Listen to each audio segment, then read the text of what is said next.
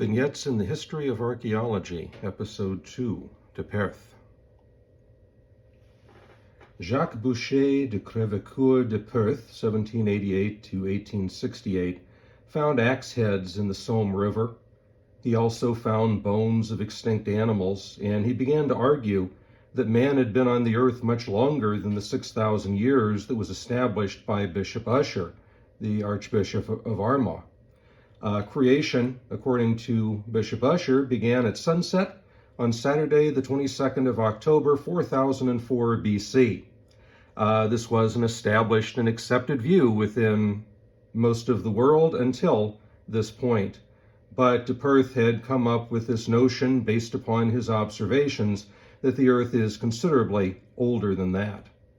So de Perth, many people thought, must be wrong because his view was contrary to the established view. Many people argued that his time, it was the tools that he was finding, they were not of human origin.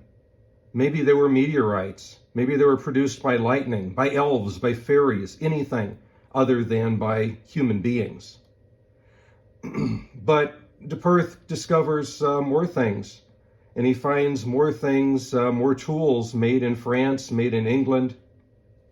And a number of scientists, including Hugh Falconer, comes along to agree with de Perth. In 1863, Charles Lyell wrote a very important book called The Geological Evidence of the Antiquities of Man, which enshrined this idea that the earth is considerably older than the 6,000 years previously thought.